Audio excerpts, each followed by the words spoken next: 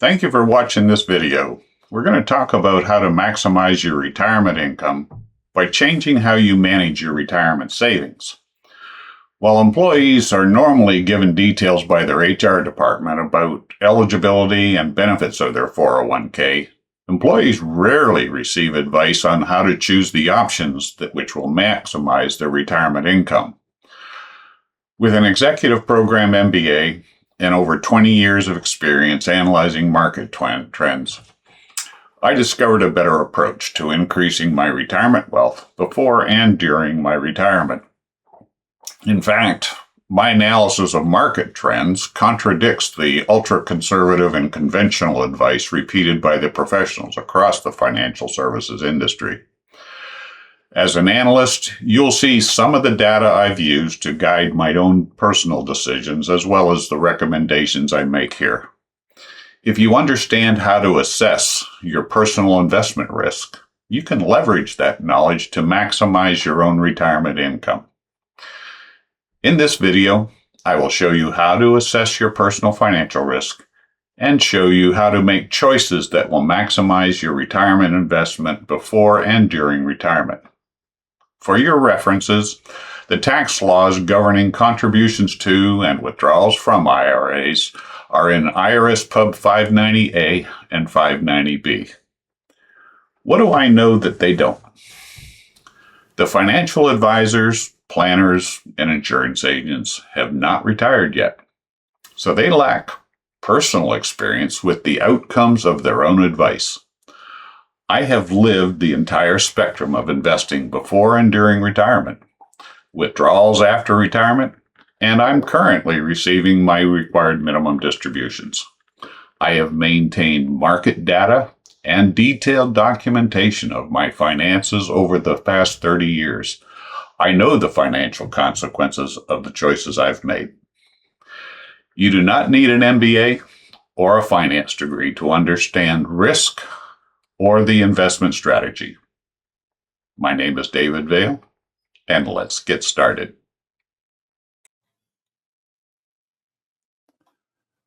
Let's start with some basics. Most employers' retirement plans contain a variety of investment choices which fall into these broad categories.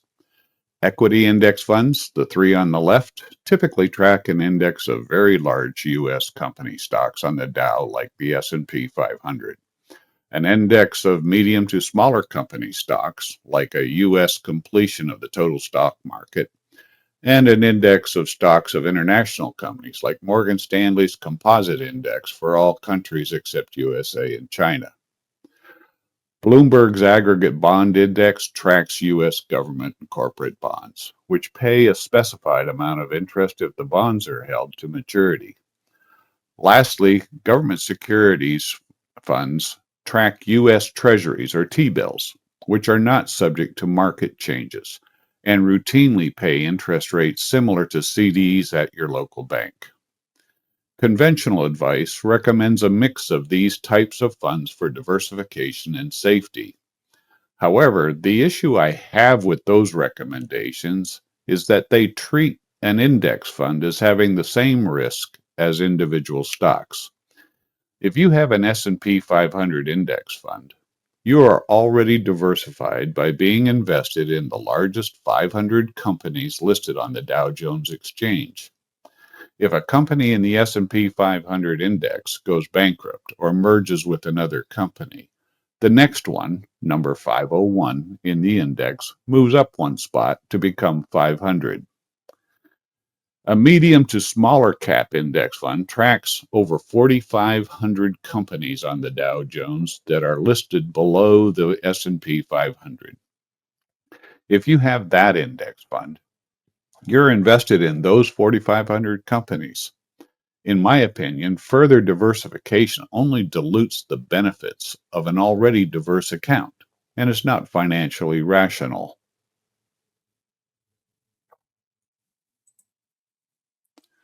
Let's talk a bit more about that conventional advice.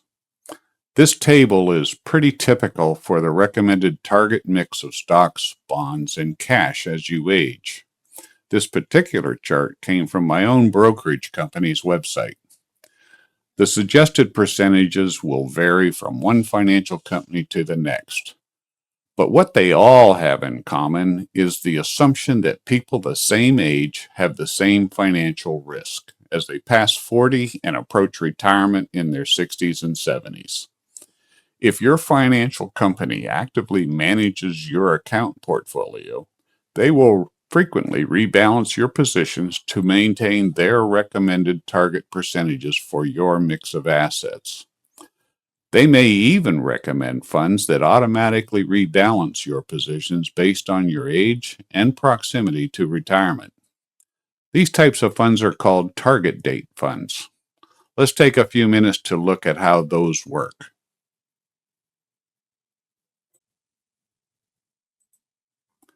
With target date funds, you would select a target date fund aligned with your current age, which correlates to a proximity to a target retirement age. This chart comes directly from a well-known investment firm's website. You do not get to select the actual funds that are components of the target date funds. Your financial service company does that for you. As you age, the percentage of each component allocated in the fund is automatically and continuously adjusted to achieve the intended target allocation for your whole account. By stating they are fiduciaries, they convince you that this is what's best for you. The long-term investment strategy is growth in stock funds while you are younger, and then, when you reach 40, they begin the transition to what they call preservation of assets for income in retirement. It sounds good. Your entire investment is on autopilot. They've got you covered. Nothing to worry or think about.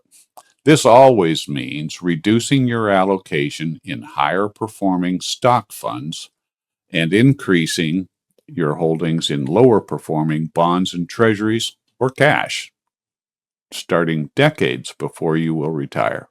This strategy isn't actually good for you because this methodology always results in lower income during retirement and depleting your retirement funds while you still need them.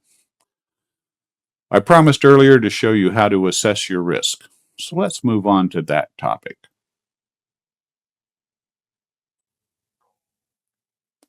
I believe the conventional risk statements are grossly exaggerated. So let's examine financial risk in more detail. As you saw in the previous slides, the recommended mix for portfolio assets with frequent rebalancing assumes everyone the same age has the same risk, which we know intuitively is false.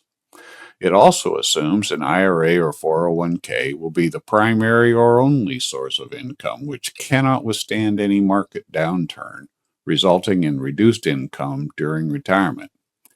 Those broad assumptions are not supported by the IRS income data on seniors or historic market performance data.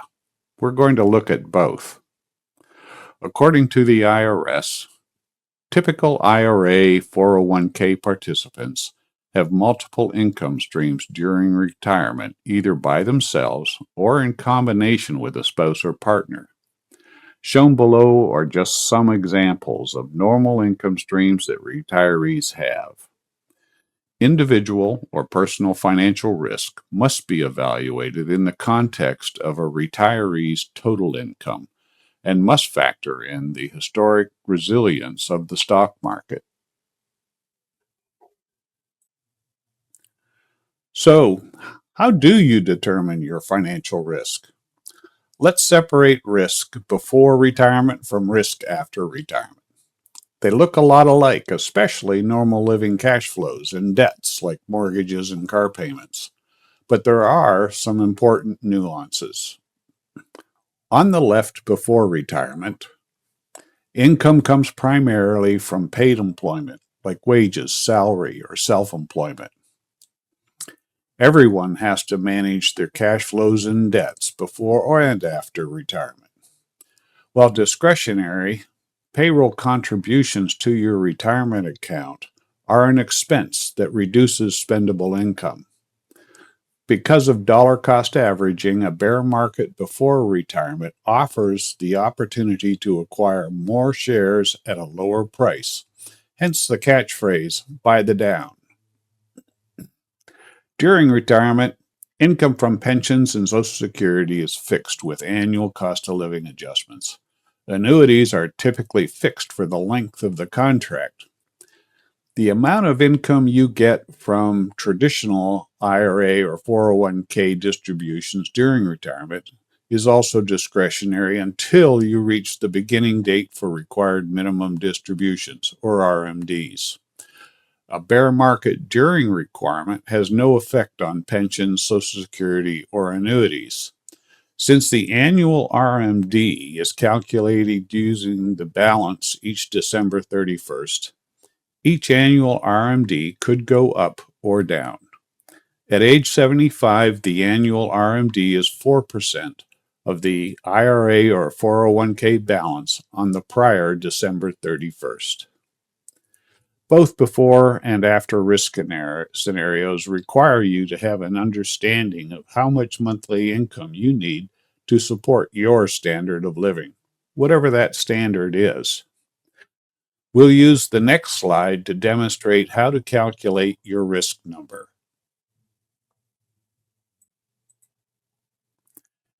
Here's an example of how to get a ballpark estimate of your personal financial risk. Start by listing each retirement income source in both monthly and annual amounts to derive an estimated monthly and annual total gross retirement income. Beside each income source, calculate the percentage each income source represents of your total retirement gross income.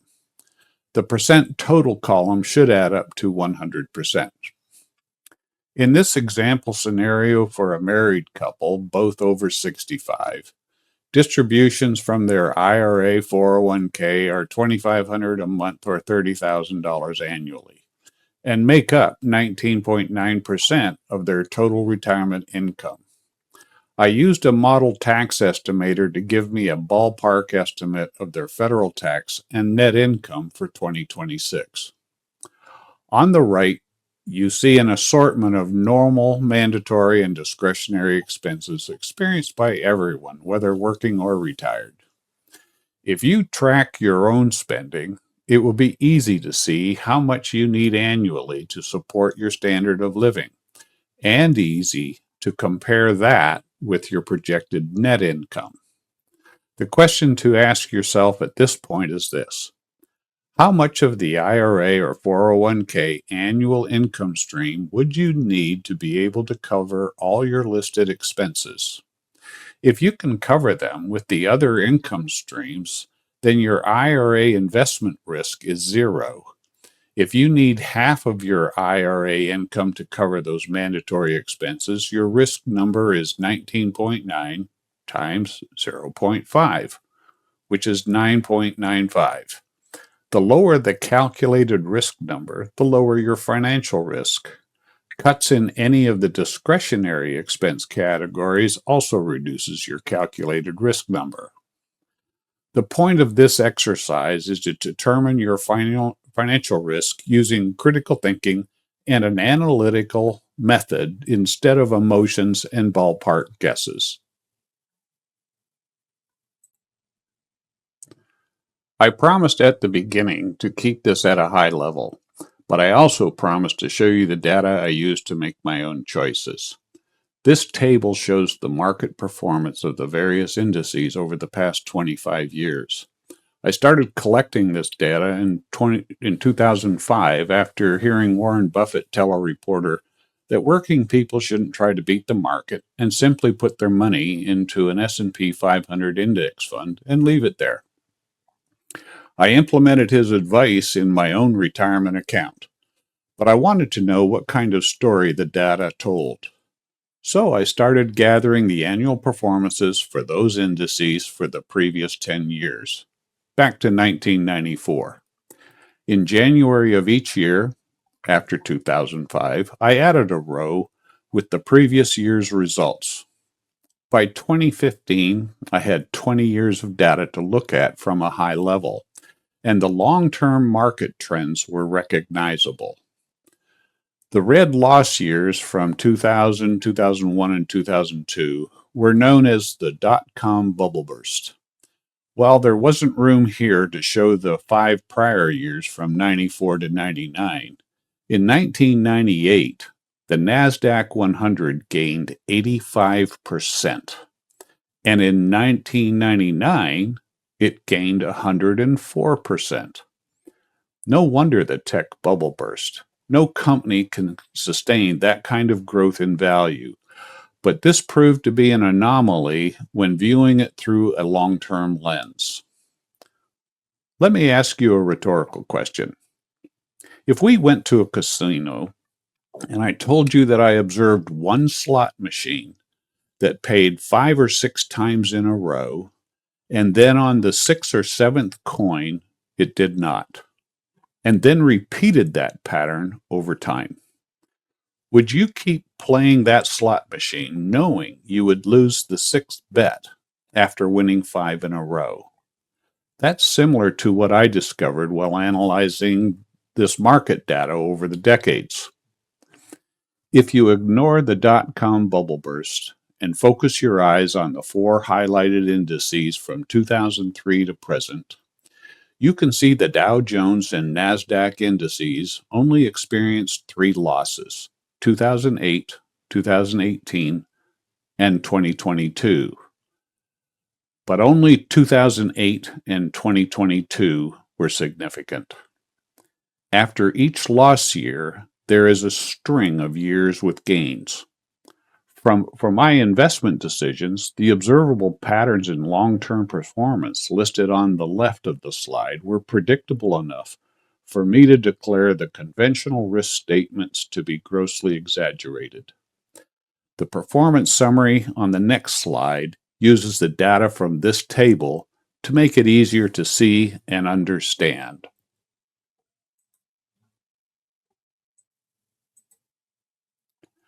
Without needing to remember all the details in the previous table, I simply calculated the 5-year, 10-year, and 20-year averages for all indices in the table. It's important to remember the 5-year average includes the big loss in both Dow Jones and NASDAQ indices in 2022. The 10-year average includes the losses in 2022 and 2018. And the 20-year average includes all 3 loss years. It's easy to see by looking at the results for 2025 alone. A person might be convinced to invest in an international fund index which gained 32% last year. But that seems to be an anomaly given the long-term performance numbers for 5, 10, and 20 years. While looking at this slide, I had a couple last week ask me what I considered to be long-term. I told them that looking at this summary, 5 years was sufficiently long enough for me to make a buy and hold investment decision. Notice the CPI-U inflation numbers on the right. I added that from the Bureau of Labor Statistics as a benchmark to help gauge the relative performance of bonds and T-bills as a hedge against inflation. I concluded there was no benefit to be had by including either bonds or Treasury securities in my portfolio, ever.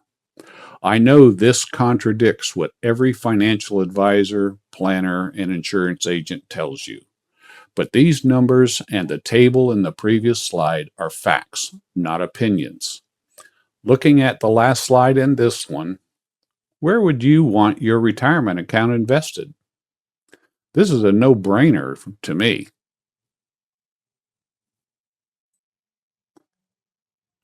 Using annual return data from the annual performance table, I wanted to see the cumulative impact and value of investing $100 in each of those indices 20 years ago.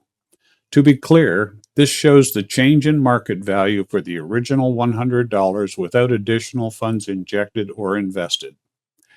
You can readily see the 3 loss years in 2008, 2018, and 2022.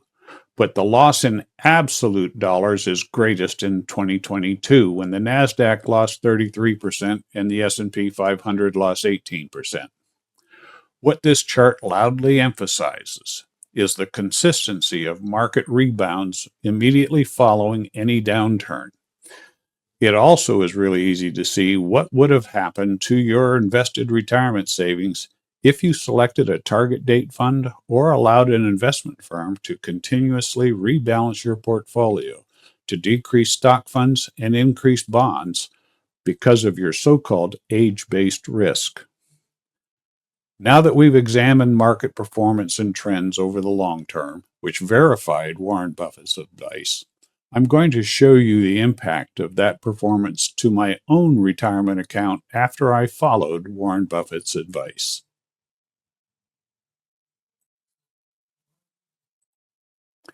I can't remember precisely when in 2005 I implemented Warren Buffett's advice, but I do remember I didn't have a lot of money in my government thrift savings plan account, and original allocations were fairly equally split between the S&P 500, a small cap index fund, and an international fund. I was contributing 15% of my pay to my thrift savings plan and was getting a 5% match from the U.S. government until my eventual retirement in February 2016. The U.S. government does not offer NASDAQ funds to its civilian employees or military personnel. My TSP account was fully allocated to the S&P 500 fund from 2005 and remained in that fund until last year. The red line at the bottom is the cumulative amount of my payroll contributions up until my retirement date in February of 2016 when contributions stopped.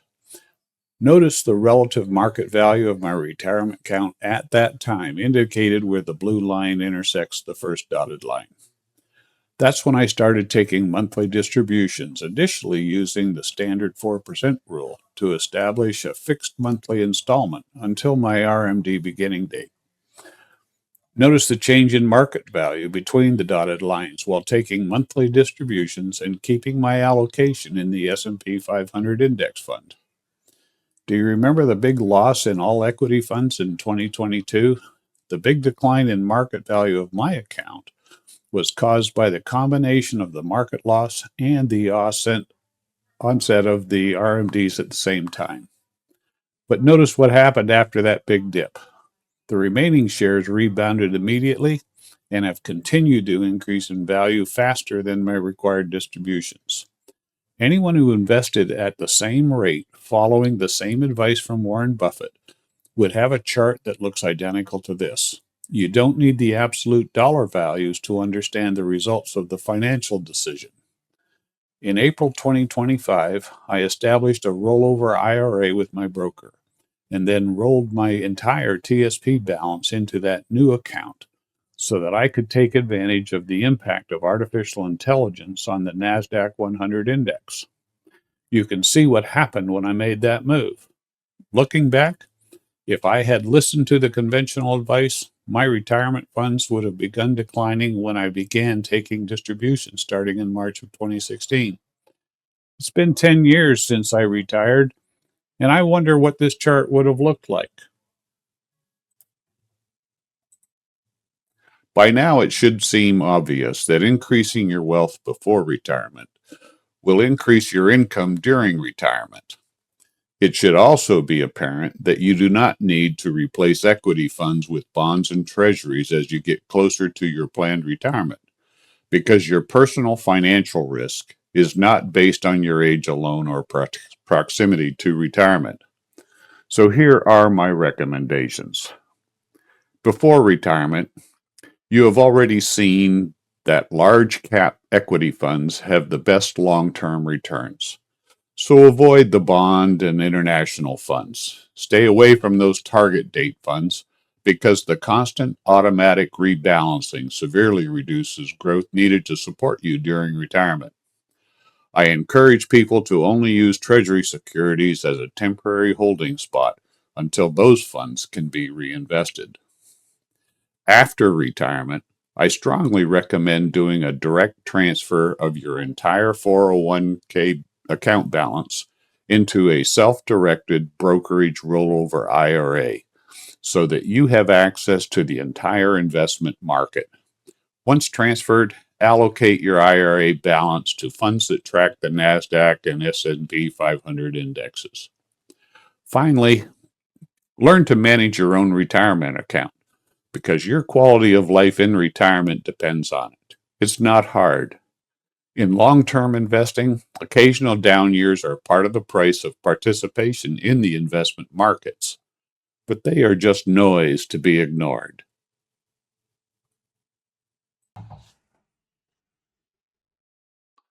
Thank you for watching. I realize my market observations and subsequent recommendations contradict virtually every professional working in the financial services sector. And you'll have to decide whether the facts I presented support my recommendations. I personally believe all financial professionals believe in the advice and products that they offer. But I also believe the senior executives in all those companies have to know what I know. I truly believe it's not possible they don't, because it's how their companies make money. I wish you all a financially secure retirement.